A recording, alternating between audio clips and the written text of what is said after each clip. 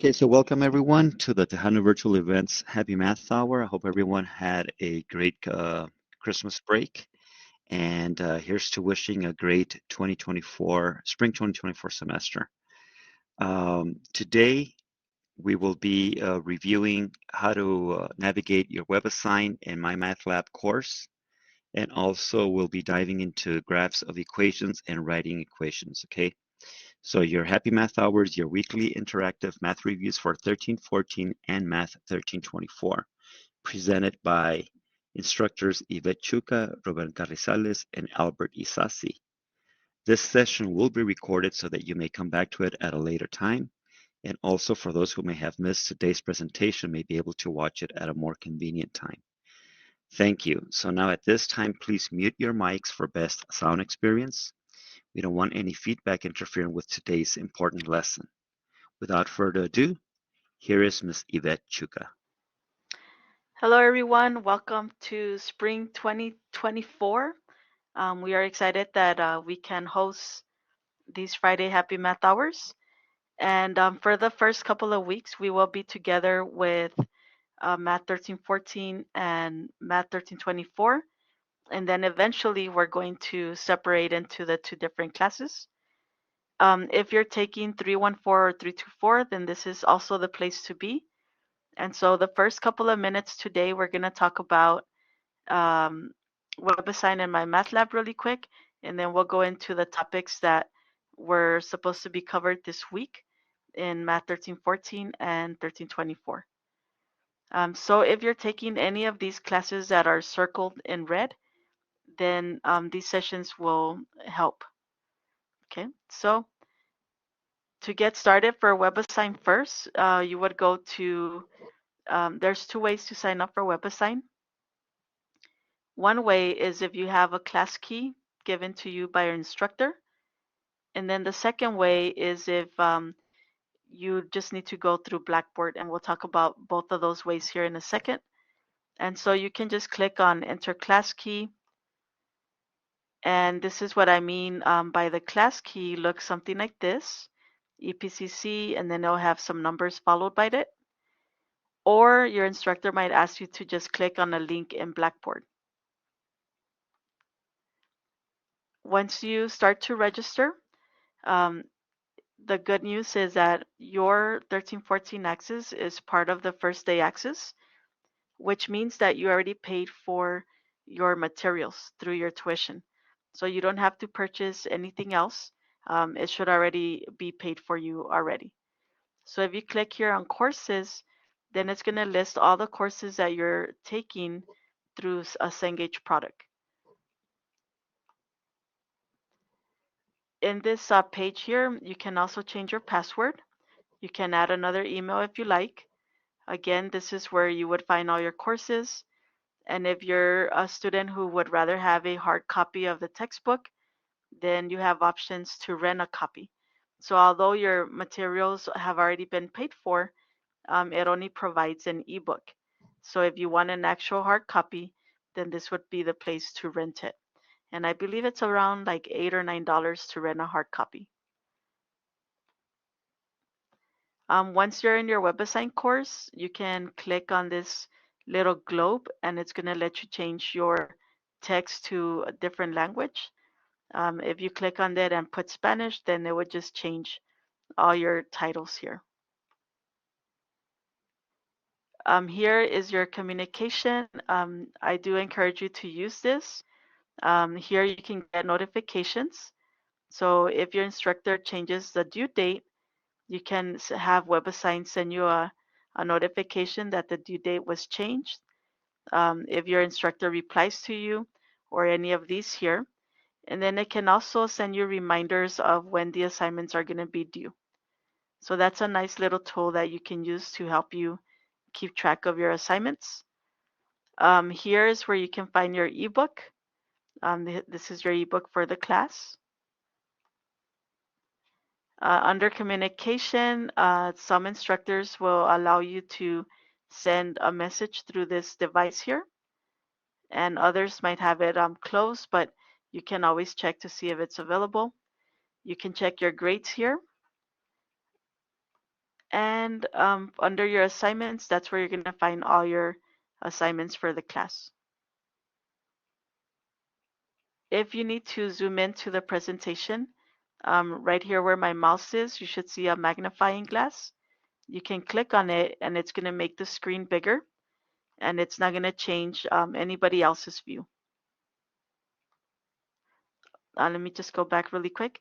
So on the right side of the page, you'll see your announcements. You'll see class insights is just for you to practice additional problems. And under towards the left side, you should also see something called resources. Sometimes instructors will use this to provide other handouts or videos or PowerPoints. The personal study plan is just a way for you to practice some of these problems.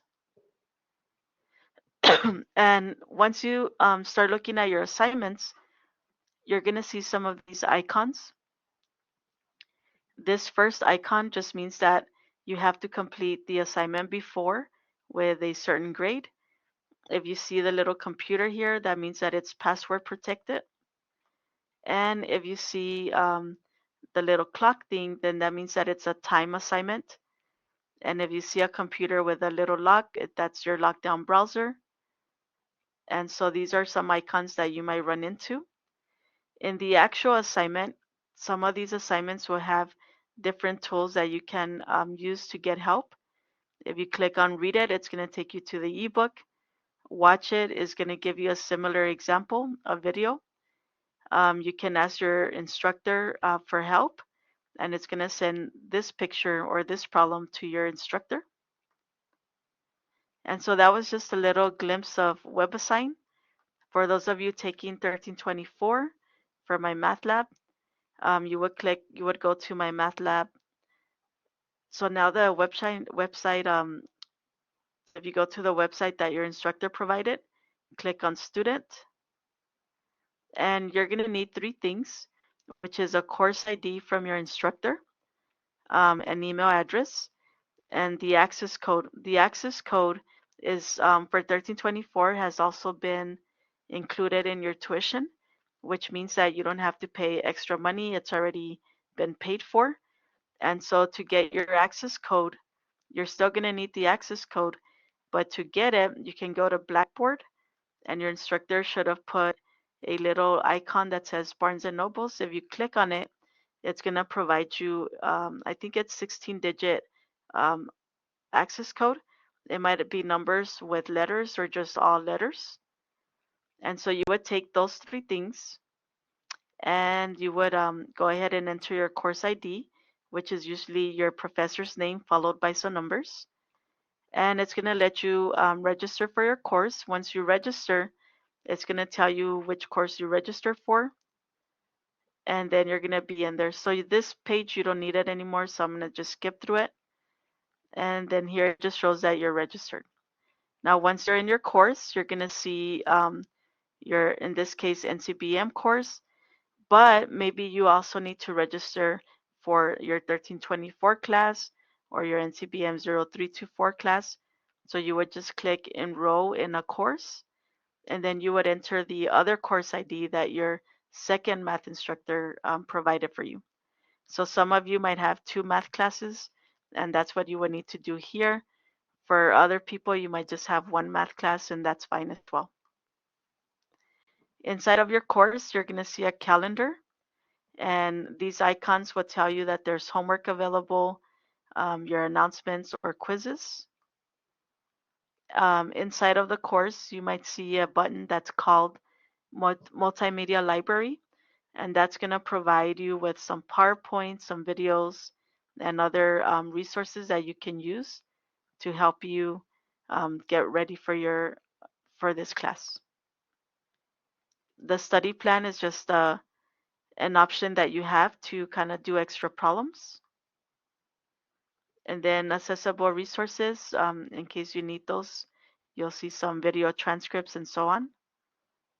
And then you have some other information that is here that can help you see videos that will help you to get ready for growth mindset and other different types of videos, stress management, time management, and so on. But when we get into the actual assignments, let me go to the actual assignment. Here, you're going to see your assignment. Under question help, you might have some options available depending on which ones your instructor has made available. So help me solve this is going to help you solve this problem, but then it's going to give you a new problem for you to work on your own. View an example is going to be a similar problem. As your instructor will send a message to your instructor about this problem. And here are some accessibility options as well. These numbers here will tell you what chapter you're working on. And so this was an example of the help me solve this. If you use that tool, it's going to count it wrong, but then it gives you another problem for you to work out. And once you work it out, then it'll give you the check mark. You have videos that are available for you. The ebook is really nice. You'll have videos within the ebook. And basically that's just a way to get familiar with your MyMathLab or your WebAssign courses. So what we're going to do next is we're going to go ahead and go into some topics that maybe your instructors were able to cover this week. And so the first topic is going to be graphing equations. And we're going to cover two ways of doing that, which is point plotting method and the XY intercepts. And then if we have some time, we'll go into transformations of graphs. So the point plotting method is a method that is used to graph the equations. And basically, you're going to have to choose numbers for x. And then we're going to go ahead. The x is called your independent variable. You can choose any numbers you want for x. And then we're going to plug them in into the equation to figure out what the y value is going to be. Now, although we can choose any x values, we do recommend that you use 0, and then I would probably use 1 and 2, maybe -1, -2. And but if you wanted to use 100, you could, but these are going to make it easier for us to work out the problems, and you can see a better picture of your graph. So once you decide on your points, then we're going to take the -2, and anywhere you see an x, we're going to plug it in. So we have y is equal to -2 times -2 plus 5. So -2 times -2 would be 4, plus 5 is 9. So our answer is going to be y equals 9. So whenever x is -2, then our y is going to be equal to 9. And so that creates an ordered pair that we can then use to graph the equation. So we do the same for -1. Plug it in for x. So -2 times -1 is +2, plus 5 is going to give us 7.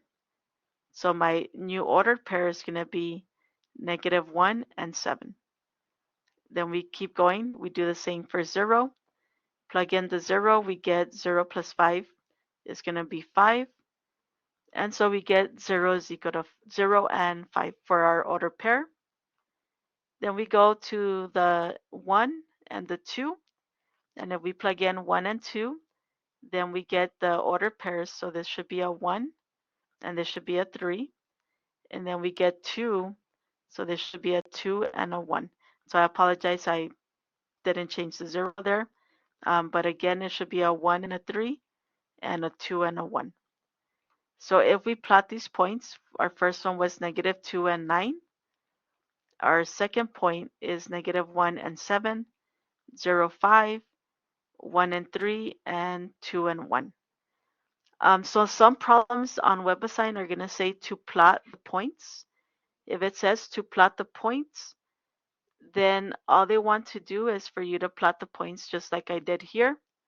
If it says to graph the line, then we need to connect it with the line. And you want to choose a line that has the two arrows, an arrow on this side and an arrow going down, because this is going to extend forever. Okay, so make sure you choose the line with the two arrows. And so let's try another example here. So again, notice that I'm choosing the same values for x here, and we're going to substitute them. So we have y is equal to 5 minus, instead of x, we're going to replace it with -2 squared. Simplify. So -2 squared is 4, and 5 minus 4 is going to be 1. So the order pair would be -2 and 1. And then we go on to the next point, substitute in the -1 for x. So we get 5 minus 1 is equal to 4. So that order pair is going to be -1 and 4. Then we plug in the 0. And so we get 0 and 5. And we do the same for 1 and 2, plug them in. And so we get the points 1, 4 and 2, 1. So if we plot the points, it looks something like this. If we connect the points, then we end up with a parabola. Sometimes you might need a few extra points to see the entire graph. So don't be afraid to pick any points that you want here or as many points as you need. So the point plotting method is a good way to see what the graph is going to look like. But as you can see, sometimes it takes a little bit longer. And so throughout the semester, you're going to be learning ways to speed up the process a little bit. So another way that we can graph something, especially if you have a line, is going to be the x and y intercept method. And so for this equation, y is equal to -2x plus 5. First, let's talk about what these x and y intercepts are. So when you graph something, wherever it crosses the x-axis, this is your x-axis here. Wherever that graph crosses that x-axis, that's going to be called the x-intercept. So in this example, -3, 0 is your x-intercept. And your y-axis is this vertical line.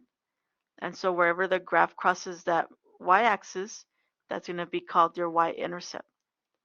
And notice that for your x-intercept, the y value is 0, and that's going to be the case always. And for your y-intercept, the x value is 0, and that's also going to be the case anytime that you're trying to find the y-intercept. Okay, so if we go ahead and do an example here, it says graph the equation, but we're going to use this method. And so if we want to find the x-intercept, we're going to let y equal to 0 and solve for x. So here's my y. I let it equal to 0. So 0 is equal to -2x plus 5. I'm going to subtract 5 on both sides. And so this would give me -2x minus 5 divided by -2. So we get x is equal to 5/2. So that's going to be your x-intercept. If we want to find the y-intercept, we're going to let x equal 0 and solve for y. So anywhere I see the x, I'm going to replace it with a 0. So I end up with y equals -2 times 0 plus 5. So -2 times 0 is 0 plus 5, so we get 5. So my x was 0 and my answer comes out to 5. Now that I have these 2 points, if I know that the graph is going to be a line, which is something that you will learn as well throughout the semester, if the x is, the highest exponent for x is a 1, then you know that it's a line. And to graph a line, all we need is 2 points.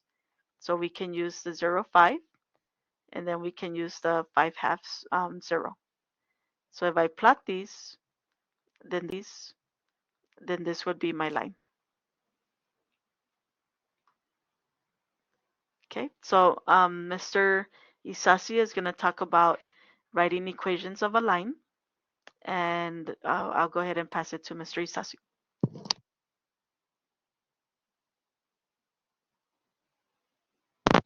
Thanks, Yvette. I'm going to cover writing equations of a line. Okay, the form ax plus by equals c is called the general form. y minus y1 equals to m x minus x1 is a point slope formula. Y equals to mx plus b is called the y-intercept form, which is the m on the y equals to mx plus b. The m is equal to the slope, and the b is the y-intercept, and you write it as 0b. Okay, now if you know the slope and the y-intercept, you can always write the equation.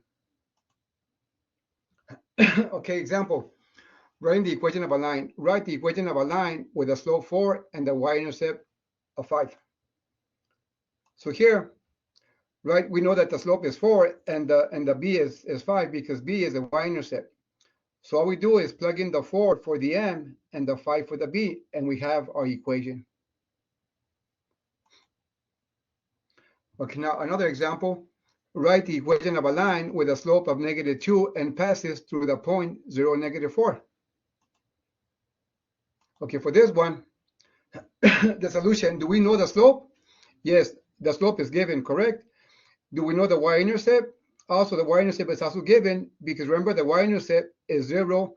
When the x is 0, the y-intercept will be the y value, and that's going to be my b. So, like I said earlier, the m, the slope is -2, and the y-intercept is 0, -4, and the y-intercept is the same thing. I mean, the -4 for the y is equal to the b. So all we do, we got the slope, which is -2, and we have the b, which is -4. So this is my solution, right? So again, we plug in the -2 for the m, which is the slope, and the -4 for the b, which is the y-intercept. Another example, write the equation of a line that passes through the points 1, -3, and 0, 4.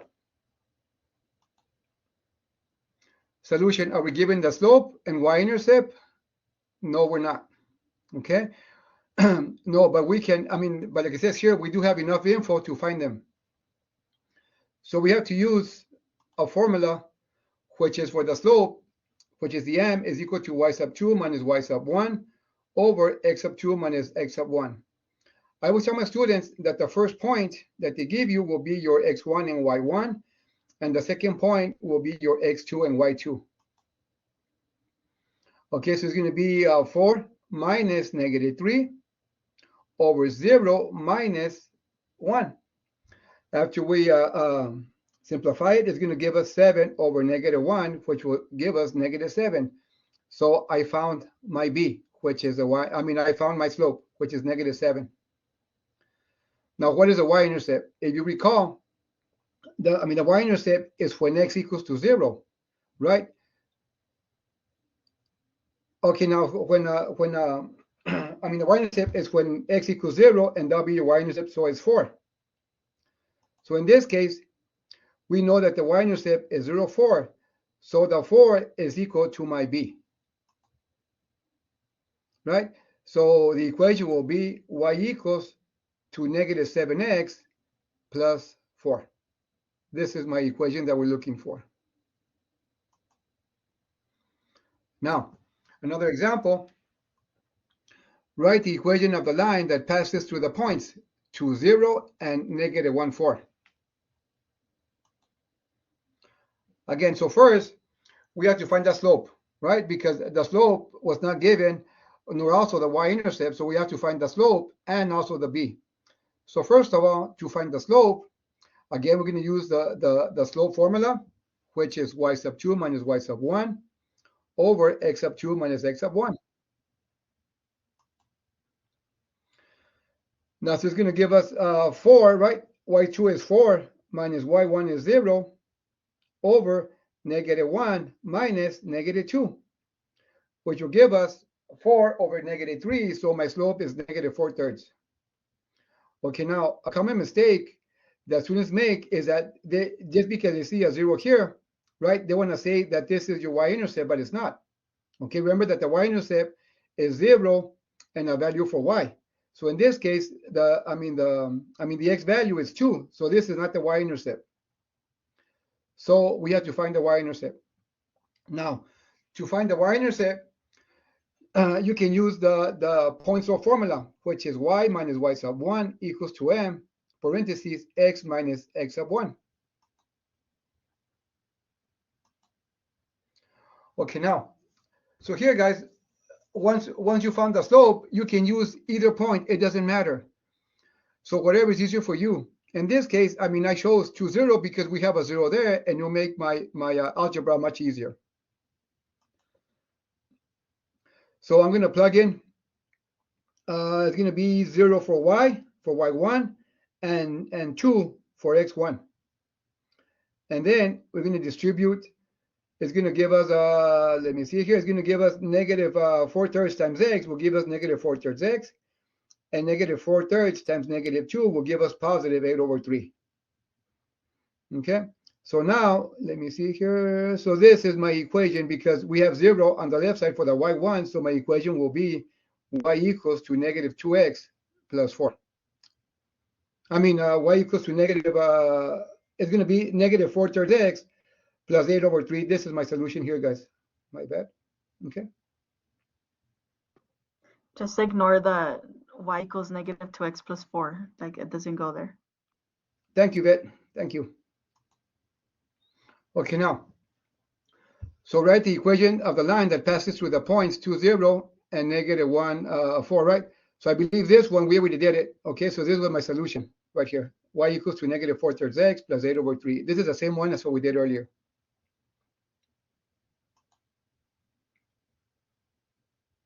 Okay, now let me see here. I believe this is also the same one. 4, okay, negative 2. Let me see here, the slope. Okay, this one's another one. Okay, let's see, write the equation of the line that passes through the points. So again, we can use the formula. So it'll be 4 minus 0. I mean 4. Let me see here. Yeah, it's the same one, but I forgot to make the correction on this slide. So Okay. I was just gonna use the previous answer by using y equals mx plus b to get the equation, but I didn't have time to change it on the slide. Okay, so can I just go to the next slide, Yvette? Yeah, just skip it. Go to the next slide. Okay. And the next slide. Okay, thank you. One more? There we go. Okay, now, okay, here's another one. Okay, it says write the equation of the line that is parallel to the line y equals to negative 2x plus 4 and passes through the point negative 3, 4.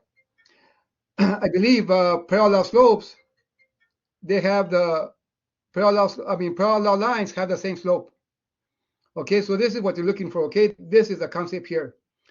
The equation y equals to negative 2x plus 4 is a line that's drawn here. So they want you to find another line that passes to the point negative 3, 4, right? So we're looking for this line that goes about here and is parallel to the given line. Okay, so how can we do that? Okay, this is what we're looking for. Okay, now, so we're going to use, let me see here. So we know that the slope, right, is negative 2 on the original equation. So the slope is negative 2, and we have 2 that passes to the point negative 3, 4. So this is something that we've done before, right? So now we have to use the point slope form. Okay, we can use either y, the point slope form, or we can use y equals to mx plus b.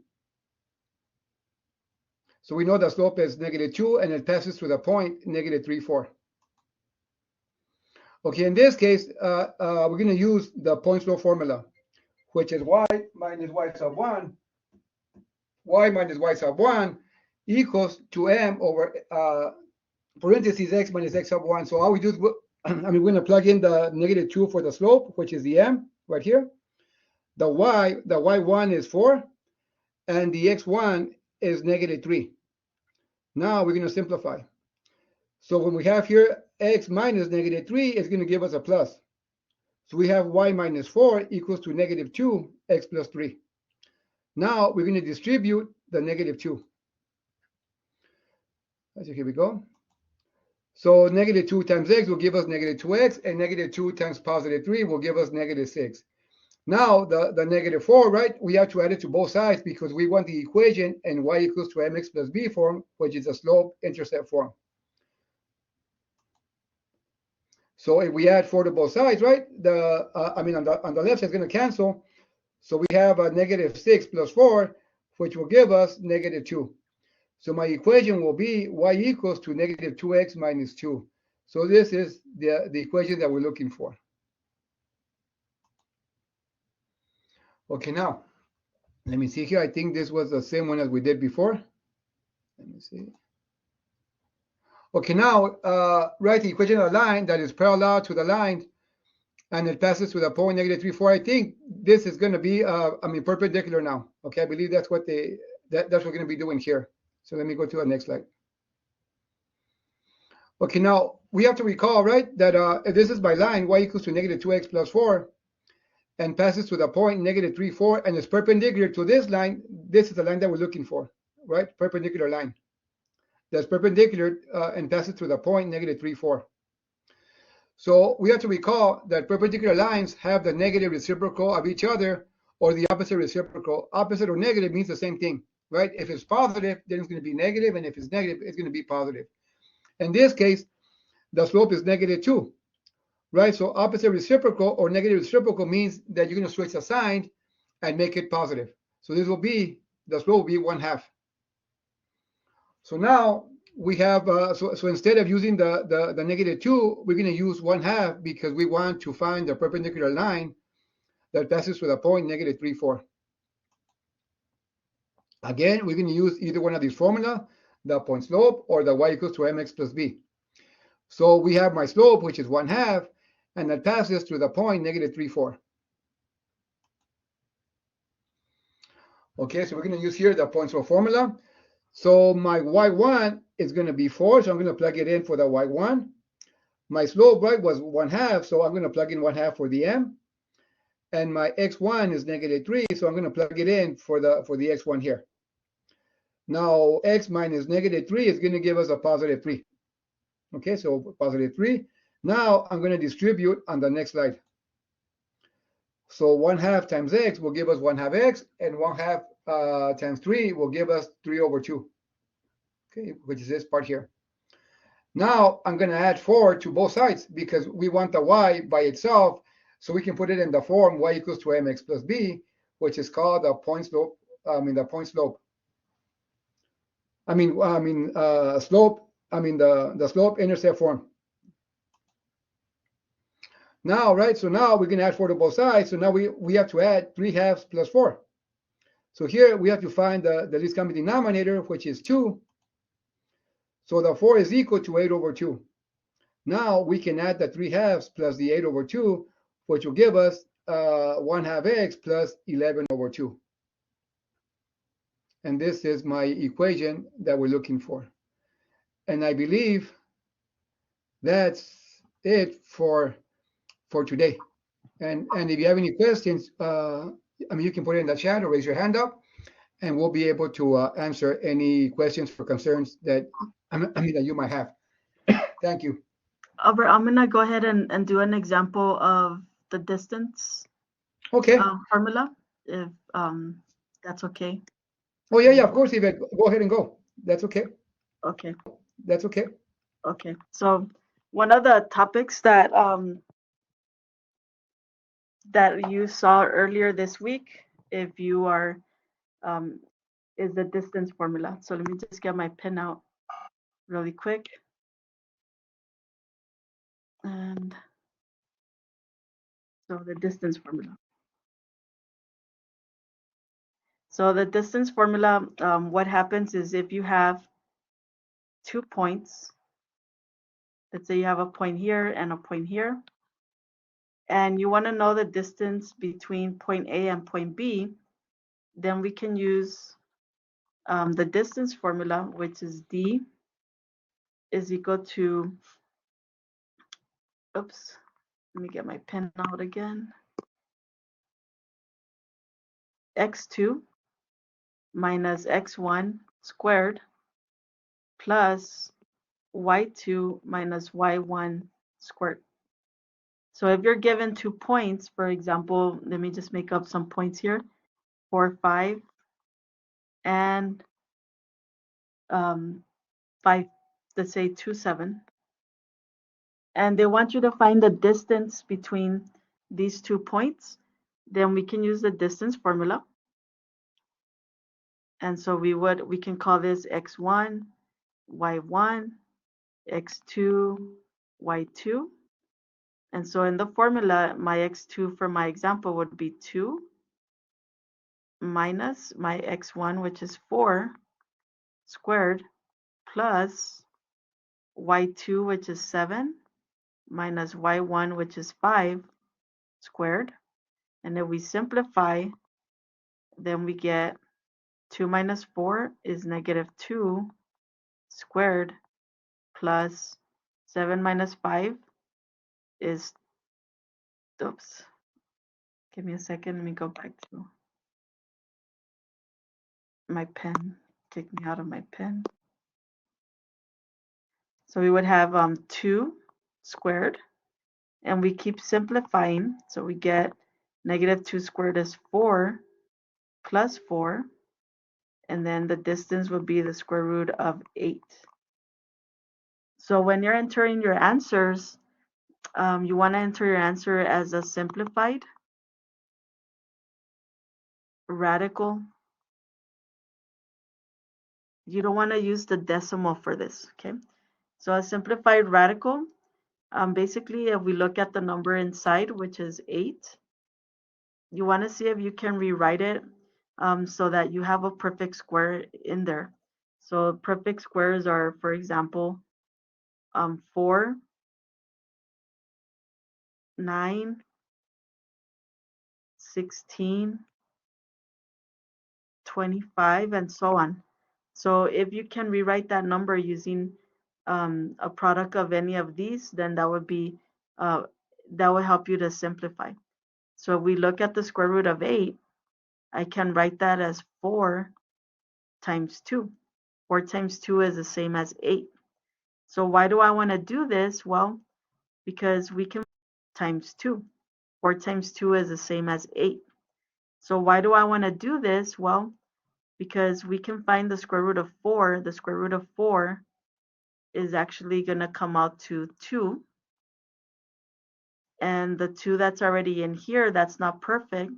So it's going to stay in the radical. So my simplified radical answer would be 2 square root of 2. Okay, so that is finding the distance. Now, another thing that we need to do is finding the midpoint. So if you have these 2 points and they ask you to find the midpoint, we would want to find the midpoint here. So to find the midpoint, there is a formula, which, let me just clear this page. Let me see. Give me a second. I'll just put it in here. So for the midpoint, the formula that you're going to use is actually, we're going to be looking for an ordered pair that is halfway between the 2 points. And so the formula, oops, wrong pencil. Let me get my pencil. So the formula is the midpoint. Change the color, that's not nice.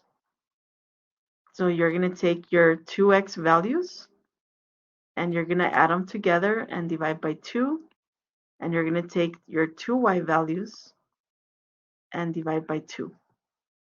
So if we find the midpoint of this point and this point, then we're going to have the following. Sorry, this thing keeps kicking me out. Okay, so we're going to have my x1 in my example was 4 plus my x2, which was a 2, divided by 2. And then my y1 was 5 plus my y2, which is 7, divided by 2. Simplify, so 4 plus 2 is 6, divided by 2. 7 plus 5 is 12, divided by 2. And 6 divided by 2 is 3. And 12 divided by 2 is 6. And so this would be your midpoint. And notice that my answer is an ordered pair, because what you're doing is finding, here's a point, here's a point. You're looking for another point, which is going to be at this location, 3, 6. So those are just two examples of um, something that you might see in your classes in one, especially 13, 14. This is the first section for 1.1. And so every week we're gonna do a little bit of what's in the calendar. So if you're taking an online class, then these topics are gonna be right on track with the calendar. If you're taking a lecture class, for example, in my lecture classes this week, I was only able to cover 1.1 because we didn't come to school on Monday. And so we ran out of time during the week. But at any time, if you want a copy of the PowerPoint, right here, when the PowerPoint is up, right above it, you'll see a box with an arrow. You can click on that. It's gonna give you it'll let you download the PowerPoint. But more importantly, this whole hour is being recorded. And so the staff is gonna put it on our YouTube channel, which they were sending out some messages earlier with the YouTube link or to our YouTube site. So you can do that as well. And I'm gonna go ahead and put the presentation back up in case you want to download it really quick. And I'm gonna go ahead and pass it over to our awesome staff. Yes, thank you so much, Ms. Chuka. So thank you again, Ms. Chuka, Mr. Sassi, and Mr. Carizales for your presentation. And again, if you want to download the presentation, you can go up to the top right corner and click on a little box with an arrow pointing down. That'll be the button that you click on if you want to download anything that is on the screen at the time. So again, we do want to remind you all about the previously recorded sessions, which are available on a YouTube playlist. This session will be available on that playlist a little later today. Also linked was a short survey to help us improve our TVE sessions. If you could please take a few minutes to fill out that survey. And before you all leave, I want to share the TVE sessions that we will have next. So at leave, I want to share the TVE sessions that we will have next. So at 1 p.m. today in this room, we will have a presentation by the Student Success Tutoring Services. And we will be back with Happy Math Hour next week at 11 a.m. where Math 1314 and Math 1324 will cover Evaluate Combination of Functions and Composite Functions. Our 1 p.m. session next week will be exploring library services. Thank you all for coming in today. We hope you all have a lovely weekend. And if anybody has any questions, feel free to use the chat box or your mic. We hope to see everyone again for Happy Math Hour.